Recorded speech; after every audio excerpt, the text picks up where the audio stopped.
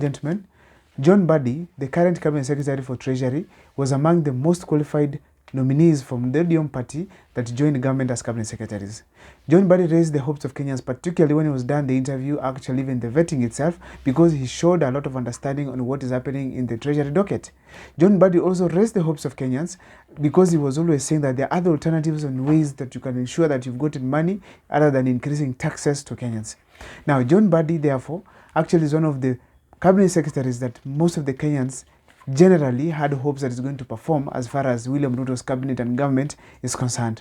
Now, surprisingly, John Mbadi has come out with certain sentiments alluding that he's going to now bring in the finance bill and actually introduce the eco-levy that was in the finance bill as one of the aspects, actually one of the key issues that were rejected by the Gen Zs and millennials across the country. That is going to form the basis of this analysis, but kindly, if this is the first time you're going to watch our video, kindly make sure that you subscribe, like and comment, because that's the best support you can always give this channel. Now, John Mbadi, there are some things that he knows very well that Kenyans were talking about just before the rejection of the finance bill.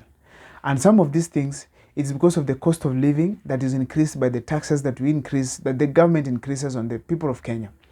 Now, John Mbadi also was on the top of his voices speaking in parliament, saying that Kenya is now tired. Punda imechoka. We can't have taxes here and there. Instead, those taxes are going to kill the economy. So John Mbadi knows very well the state of the country. But John Mbadi, surprising now, is talking of bringing back the eco-levy. First of all, let me take you back to the demands of the Gen Zs and millennials. The Gen Zs and millennials were saying very simple things. That before you raise the taxes, let's see accountability. Number one. Number two, let's kill the corruption that is in the country. That's number two. Number three, let's reduce the expenditure of both the executive, parliament, and the judiciary. Number four, the Gen Zs were very clear that we want salaries of various entities to be cut. Also, last but not least, the Gen Zs were saying that let's have those things that are affecting Kenyans, particularly the basic ones, the prices reduced in the country. Now, John Mbadi knows all these conditions that the Gen Zs and millennials were raising. So therefore, as he joined the Treasury docket, he knew very well this is what Kenyans want. Surprisingly, John Mbadi joining government, he has already danced to the tune of William Ruto and his people. Right now, he's talking of increasing taxes instead of first overseeing all these other things that we're talking about have been solved. Now, apart from that, you know, the former PS of public service, that is Moses Kuria, has been saying constantly that we have duplication of functions within the government. Entities doing the same thing. For instance, the Public Service Commission, the Public Service, head of public service, and also we have now the Public Service Cabinet Secretary.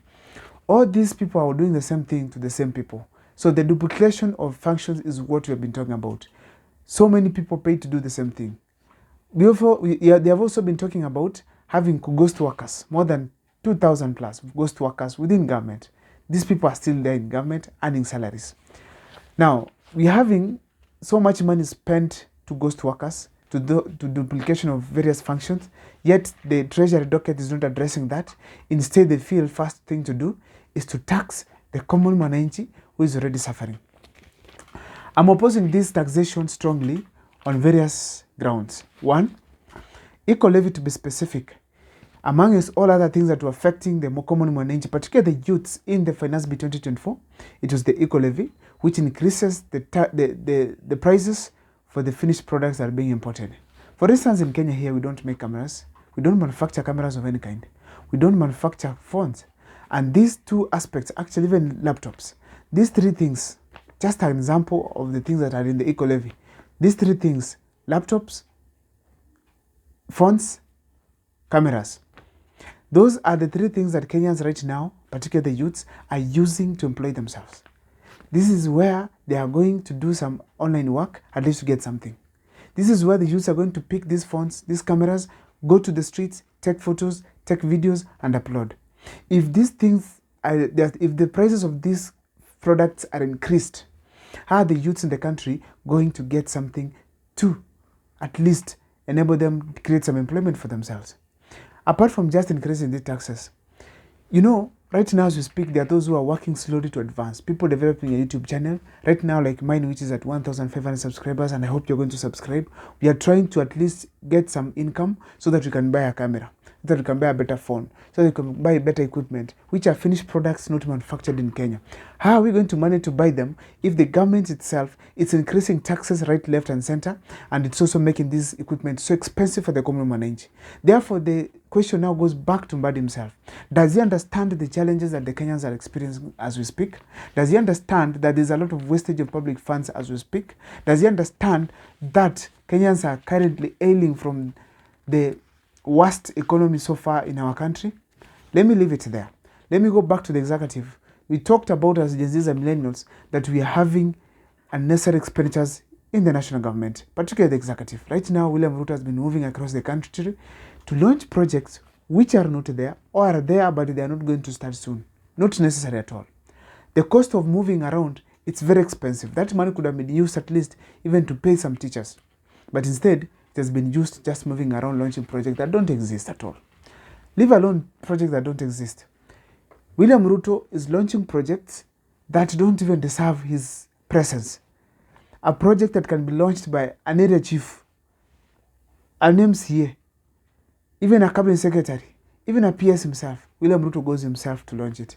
And when he goes there, you find him going with choppers, so many cars, the security, where he's going to sleep, and all these things require money. When you go back slightly, the amount of money that was used has been used by the government in just transport, it's over 20 billion right now. And this money, despite being that high, the government has not seen the essence of reducing that expenditure. That is something that should be avoided. If William Ruto had cut the expenses of going outside the country, he should as well cut the expenses of moving locally. President Kibaki launched some roads without even seeing them. He didn't actually launch them. He constructed some roads without seeing them. Some roads are run in this country under Kibaki's government. He does not even see them. Now, we get projects launched by Uhuru Kenyatta. William Ruto comes to launch, and these projects, not that just leave alone launching, they don't commence. So therefore, you find that what is the essence of the president moving all these times or using all that money to come and launch a project that was launched and it's not going to kickstart anytime soon? For instance, you've seen guys George Morara, who is moving across the country, and I'm going to do an extensive video about this gentleman. He has been exposing what is happening. A project is launched, bricks or even Kokoto just put there. The politician leaves, even everything else stops, and you find the project is back to zero. So you find still the government does the same thing now and then. So this kind of an expenditure that's being experienced is what we are asking as Gen Zs and millennials to be cut down before John Mbadi to bring what we call the finance bills. Now, nevertheless, this is the trap that Kenyans were talking about, that John Mbadi have put themselves to. You're taking dockets that are controversial, dockets that are resulting to the Kenyans crying, particularly as far as the cost of living is concerned. Now, it is going to be all about Raila Amolo Odinga and his people. William Ruto's people are now quiet. That is what we are saying, that they made a mistake that everyone else could see except them. But because of their greed, they joined the government. They could just have left Ruto to sort out his problems, but they decided to join government and as a result mess up themselves.